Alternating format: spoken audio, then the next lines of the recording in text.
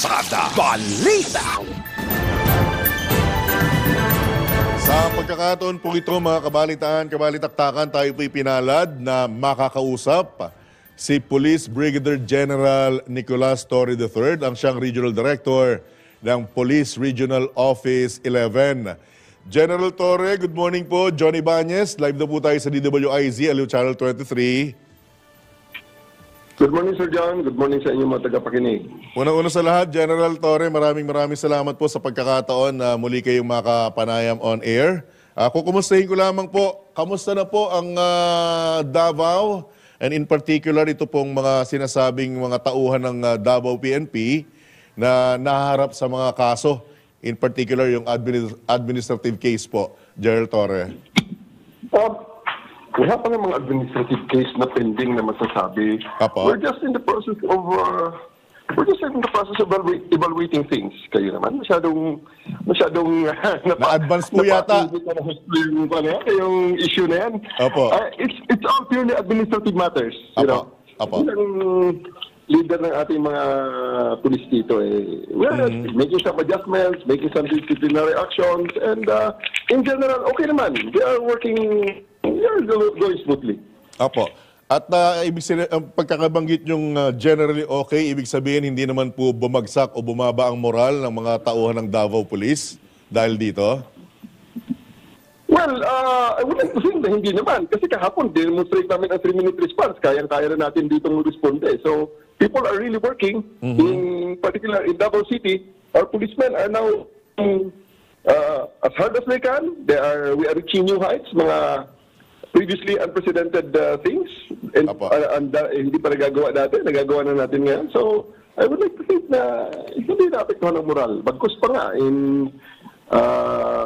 baka on the contrary, mas mataas pa ang moral ng ating mga tao. Kasi na-implement ko na rin dito sa ating urban centers, lahat hindi lang Davao City, kundi Davao Region, yung 8-hour duty. So, ang mga pulis natin, inspirado ang mga pulis na magtrabaho na hindi naman sila bugbog sa oras at may oras sila para sa pamilya at sa iba pang mga personal activities nila. General Torre, I understand mukhang binibit-bit mo yung diskarte mula dito sa Metro Manila patungo sa Davao o sa Region 11.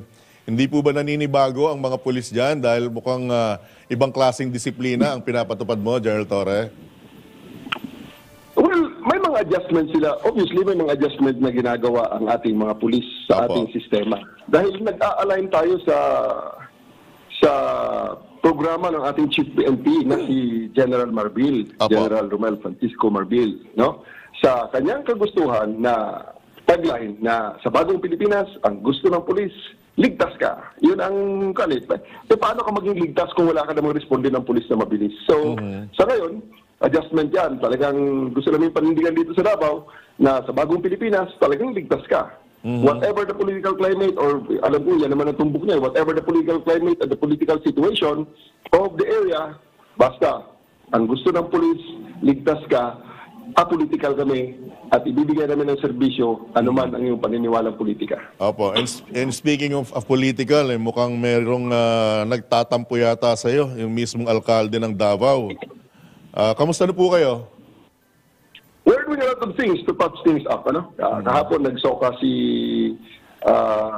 Mayor Baste, State of the City Address. Wala namang mga sinasabi na, except na ang mga sinasabi nagagaling na sa media. Hindi na galing kay Mayor Baste sa mga media na kung ano-ano ng mga lumalabas. Kaya we're trying to, indispensable talaga ang close cooperation ng police at ng LGU para sa mas epektibo na delivery ng police services sa ating mga kababayan. Alright. General Torre, binabanggit nyo kanina na mukhang iba ang lumalabas sa media. Tama po ba na masabing nami-misquote ka at saka si Mayor Baste? Ano yan? Tama po bang masabi na nami-misquote kayo o na-misquote kayo at saka si Mayor Baste ng mga media dahil sa mga lumalabas sa istorya? Misquote directly or what. Iba kasi ang spoken form sa printed form, di ba? Alright. Iba rin ang mga lumalabas sa ang mga opinion, nag-iiba-iba yan eh. At nag-iiba-iba yung aura, the way it is delivered, kung yan ay verbal, kung yan ay written. So, hayaan natin. Okay na yung may calisthenics na hinahanap nyo at mga newsmaker na mga yan. So, pero as of the moment, we're really not interested in dragging it to the extent na maapektuhan ang public services. So trabaho lang po kayo, General Torre? Yes po. I would like to think na talagang yun din naman ang kagustuhan ng lahat ng sektor at ng mga parties na involved sa mga ganitong usapin. Apo. General Torre, can you comment on this? Kasi mukhang ipinangako ni PNP Chief mismo, General Romel Francisco Marbil, na ibabalik yung dating inalis na security detail sa kanya. At kung si Senator Ronald De La Rosa naman ang tatanungin, mukhang mas gusto niya ang italaga mga mismong miyembro ng Davao PNP. Can you comment on this, sir? Ay, pagpapasensya niyo na, I don't think that I'm in the position to discuss the decisions of my boss ko yun. So, I'd rather, malapit ng mga agent sa krami, mas maganda sigurong si Sir na ang tanongin niyo sapagkat there may be things that I'm not privy of. There may be data that I'm not, that is unknown to me. So, hindi ko rin alam ang mga pinag-usapan nandiyan. So, I understand. Pwede, Sir John, comment ako dyan. Noted po. Really trust pero sir, correct me if I'm wrong, dito siguro makakapag-comment ka rito. Di ba meron naman sa inyong police na parang ruling or kautusan na hindi pwedeng patagalin ng sobrang tagal ang pwesto ng isang pulis sa isang particular na lugar para maiwasan yung familiarity? Tama po ba, General Torre? Sa PNP rules and regulations, meron yan hanggang 2 years sa mga key commanders, sa mga key commanders. Pero ang familiarity kasi is two-way yan eh.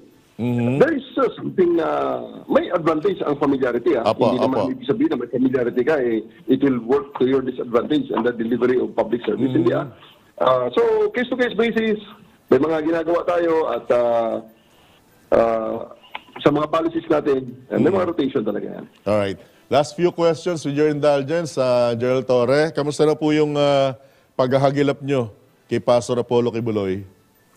Well, hindi naman ako ang lead dyan. May iba pang unit ng PNP na lead dyan. Pero siyempre, part pa rin ng trabaho ng PRO 11, ng ating unit dito sa Region 11, ang maghanap ng lahat ng wanted, Mr. Kibuloy included. Ulitin ko na lang panawagan ko, let us save all sectors. And let us save yung mga followers niya, mga pulis niya, resources ng government. I would encourage him to show his being a true leader and face the case against him. Ang dami na naman gagaling na abogado di ba? Nakita natin ng mga abogado niya, ang gagaling. Ba't siya natatakot? Isa lang naman daw ang complainant ng kaso na yun. So, I'm sure they can overwhelm that complainant with the evidence that will support his innocence. Huwag siya matakot. Parang hindi yata congruent sa kanyang mga pronouncement ang kanyang ginagawa na pagtatago. Alright. General Torre, nasa inyo pong pagkakataon, baka may karagdagan pa po kayong mensahe, particular dyan sa nasasakupan nyo sa Region 11. Go ahead, sir. Sir John, maraming salamat sa pagkakataon ibinigay niyo sa akin. Ako'y nagpapasalamat din sa mga residents ng Davao Region, especially Davao City. Nagsisimula na po ang ating programa na 3 minutes response. Kung kayo po ay tumawag sa 911, please expect that the police will be with you in 3 minutes. Pag hindi po yan nagawa ng ating mga police, please comment on our Facebook page. Sabihin nyo lang dyan sa ating Facebook page sa Region 11 na hindi kayo pinuntahan ng police in 3 minutes despite na kayo tumawag sa ating 911 hotline. So para makorek natin, malaman natin kung sino ang responsable na dapat pumunta sa inyo para maging lalong snappy ang ating mga pulis dito sa Davao. So again, sa bagong Pilipinas, ang gusto ng pulis, ligtas ka. Alright, with that, again, General Torre, bukas po ang programa Team P lang ito for update sa anumang malalaki at magagandang storya mula dyan sa inyong nasasakupan. Maraming salamat po. Good morning, good luck. Ingat po, sir. Salamat po. Alright, yan po mga kabalitaan, si Brigadier General Nicolas Torre III, ang Regional Director ng PNP Regional Police Office 11. Pasada Balita.